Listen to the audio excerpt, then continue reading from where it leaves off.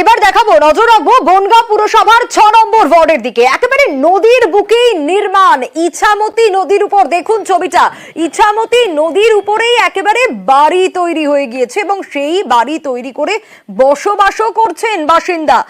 আগে মাটির বাড়ি ছিল আর এখন নদীর উপরেই একেবারে নির্মাণ দোতলা বাড়ি। অনিরুদ্ধ রয়েছেন আমাদের সঙ্গে। অনিরুদ্ধ, নদীর বুকেই নির্মাণ হয়ে গেল, কিভাবে হলো এই নির্মাণ? পারমিশন ছিল?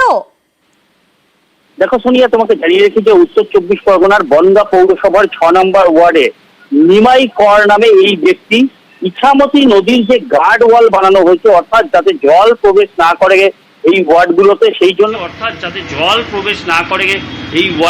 সেই জন্য যে গার্ড ওয়াল তৈরি করা হয়েছে, সেই গার্ড ওয়ালের ভিতরে ইছামতি নদীর মধ্যেই তিনি বাড়ি নির্মাণ করেছেন।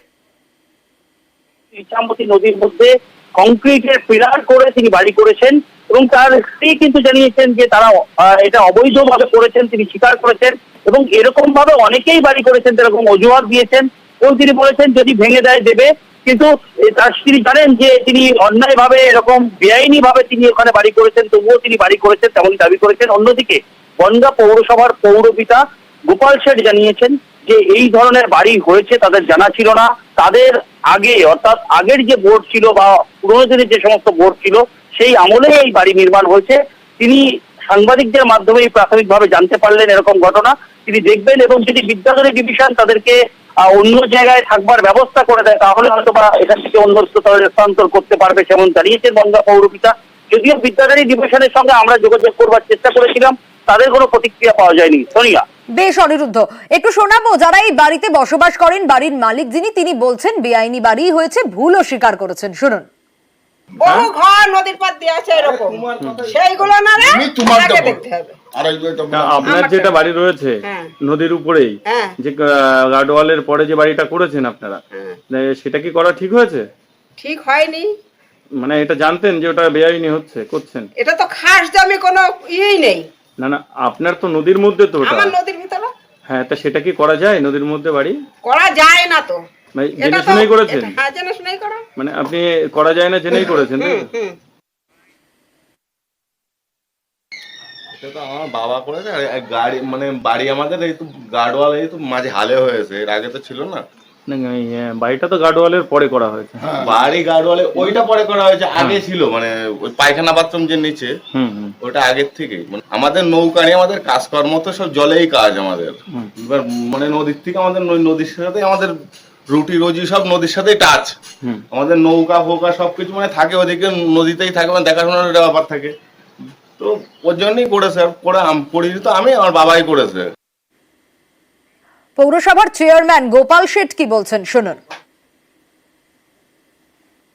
এটা আপনাদের মাধ্যমে শুনলাম, কারণ দীর্ঘদিন আগে যেটা খবর পেয়েছি, 8-10 বছর আগে নাকি বাড়িটা হয়েছিল। তার আগে ওখানে যে ঘাটে যে লোকটা নৌকা পারাপার করতো, সেই লোক এমনি প্রতিবন্ধী, সেখানে বসবাস করতো, সেখানে পাকা বাড়ি করেছে। সুতরাং আমাদের সময়ের ঘটনা না, বিষয়টা আপনাদের নজরে আসলো। তবে রেল বা বিদ্যাধরী ডিভিশন যেটা জায়গা আছে, এরা অরক্ষিত অবস্থায় সমস্ত জায়গায় রেখেছে, যার জন্য এগুলো হয়েছে। এই জায়গাগুলোর বিদ্যাধরী ডিভিশন বা রেল দপ্তরের যেখানে থাকবে, সেখানে পুনর্বাসন দিলে তারা চলে যাবে।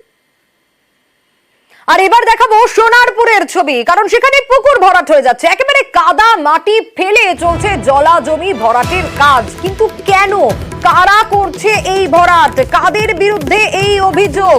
এই প্রশ্নগুলো তো উঠে আসছে যে কেন এইভাবে পুকুর ভরাট চলছে, আদৌ কি পারমিশন রয়েছে এই পুকুর ভরাটের? অর্পণের কাছ থেকে জানবো।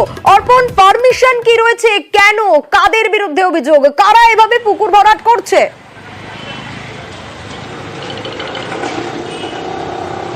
দেখো, একাধিক প্রমোটারের বিরুদ্ধে অভিযোগ। খেয়াদাহ 1, খেয়াদাহ 2 বিস্তীর্ণ এলাকায় একইভাবে অভিনব পন্থায় এই পুকুর ভরাট এবং জলাশয় জমি ভরাট বা তার জমির চরিত্র বদল করে দেওয়া হচ্ছে।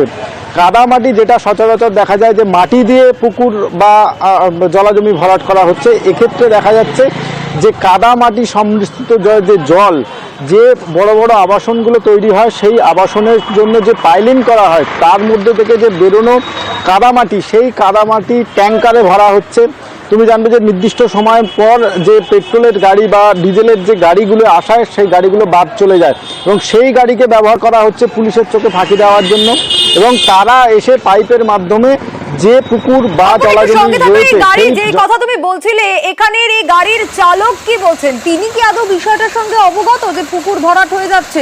শুনি। কাদা আছে, পালিং কাজ হচ্ছে না, কাদা আছে।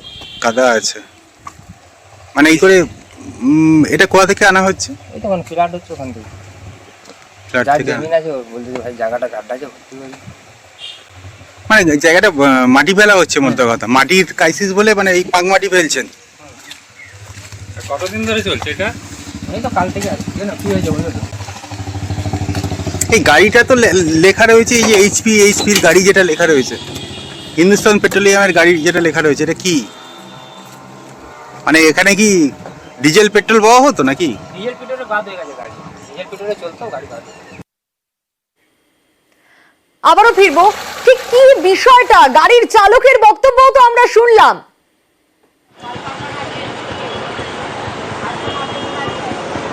একদমই, দেখো এই গাড়িতে করে যে কাদামাটি নিয়ে আসা হচ্ছে তা এই আনাতে একটা সুবিধা রয়েছে যে পুলিশ প্রশাসন বা স্থানীয় বাসিন্দারা তারা বুঝতেই পারছেন না যে কি কারণে সেই গাড়ি আসছে এবং সেই গাড়ি আসার পরে তারা পাইপের মাধ্যমে যে কোনো জলাভূমিতে অথবা পুকুরে সেই পাইপে নিয়ে চলে যাওয়া হচ্ছে এবং সেখানে এই কাদামাটি যে জল, সেই জল ফেলে দেওয়ার পরেই অনেকেই বুঝছেন যে বৃষ্টির সময় মাটির জল সেখানে জমেছে, সেই জল কিছুটা ঘোলা রয়েছে, কিন্তু তারপরেই দেখা যাবে সেই পুকুর বা জলাজমি সম্পূর্ণটা ভরাট হয়ে গেছে।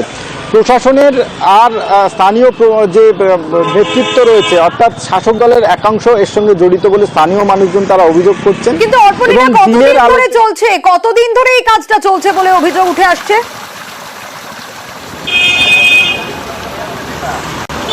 দেখো দীর্ঘদিন ধরেই এই অভিযোগটা উঠে আসছে। খেয়াদাহ যেহেতু শহর সংলগ্ন এলাকায়, এই এলাকার জমির চাহিদাও অনেকটা বেশি এবং প্রমোটারদের সেই কারণে লক্ষ্য এই সব জমি, কিন্তু এই যে অভিনব কায়দায় যে জমি ভরাট বা পুকুর ভরাটের চেষ্টা সেটা কিন্তু আগে লক্ষ্য করা যায়নি। কারণ এইভাবে যে তেলের ট্যাঙ্কারে করে বা কাদামাটি এসে পুকুর ভরাট হতে পারে বা জমি ভরাট হতে পারে এটা অনেকেই জানেন না। অবশেষে সংবাদ মাধ্যমের এই খবর যাওয়ার পরেই কিন্তু স্থানীয় যারা প্রশাসন রয়েছেন, পঞ্চায়েতের যিনি দায়িত্বে রয়েছেন, তারা বলছেন বিষয়টি তিনি খতিয়ে দেখবেন এবং পুলিশ প্রশাসনের কাছেও বিষয়টি তিনি জানাবেন। কিন্তু এই যে কাজ, এই যে জমি ভরাট পুকুর ভরাটের কাজ দীর্ঘদিন ধরেই এই সোনারপুর থানা এলাকার খেয়াদাহ 1 খেয়াদাহ 2 এর অভিযোগ উঠে আসছে। বেশ, স্থানীয়রাও কি বলছেন শুনবো। কবে থেকে পড়ছে এটা? দিন হচ্ছে। এটা আগে কি ছিল? আগে তো সব এরকম গাড্ডাই ছিল না, ওইটা মানে এখানে মাছ চাষও হয়েছে। মাছ চাষ তো হয়েছে সব টোটালি, তাই 2 নম্বর এলাকাটায় তো মাছ চাষের জায়গা আছে। আপনারা লোকালি কেউ অভিযোগ করেন না যে এইভাবে ভরাট হয়ে যাচ্ছে? তাহলে আর অভিযোগ করে হবা কি হচ্ছে? পেট্রোলিয়াম সংস্থার গাড়িতে কাদা জল এনে ফেলা হচ্ছে পুকুরে। তৃণমূল পঞ্চায়েত সদস্যের পরিবারের বিরুদ্ধে অভিযোগ অস্বীকার তৃণমূল পঞ্চায়েত সদস্যের। আমাদের এখানে অনেক ভেড়ি আছে, কিন্তু পুরোটাই তো ওয়েটল্যান্ড, জলাশয় ভূমি। এই জলাশয় ভূমি কোনোদিন ভরাট হোক বা এখানে কোনো কিছু হোক, আমরা কোনোটাই এর পক্ষে নই। ভেড়ি ভরাট হচ্ছে কি হচ্ছে আমি এই বিষয়টা জানি না, আর আমার দেওর মিন্টু মন্ডল এর সঙ্গে কোনো কিছুর সঙ্গে যুক্ত নেই। আমি তো সবসময়ই চাইবো জলাশয় ভূমি থাক। আমরা কোনোদিনই চাইবো না এই জলাশয় ভূমিগুলো ভরাট হোক বা এখানে বড় বড় বিল্ডিং উঠুক। তা এবার যদি কেউ জোর করে বড় বড় প্রমোটাররা এসে করছে, তারা সবসময় বলে আমাদের অর্ডার আছে, আমরা এই করছি ওই করছি, আমরা নেতৃত্ব অর্ডার নিয়ে করছি। এবার সেখানে আমাদের কি বলার আছে বলুন? আমরা ওয়েটল্যান্ড ভরাটের পক্ষে নই, আমরা এটা চাইও না। তো ওয়েটল্যান্ডের কেস বিভিন্ন জায়গায় রয়েছে, আমি বললাম তো আমার দেখা হয়নি, আমি দেখে নিই বলছি কোন কোন জায়গাগুলো। আমি তো দেখলেন মেম্বারকেও বলেছি ইনস্ট্রাকশন, উনি দেখে নিয়ে আমাকে জানাবেন। মানুষ কে কার নাম করলো সেটা প্রত্যেকটা পাবলিকের ব্যাপার। আমি তো না দেখে কে করছে তদন্ত না করে, না যুক্ত করে কারণ নাম বলতে পারবো না কে করছে। আপনি বললেন, আমাকে কয়েকটা দিন সময় দিন, আমি দেখবো, তারপর দেখছি যা করণীয় থানা পুলিশ ওয়েটল্যান্ড সবই করেন।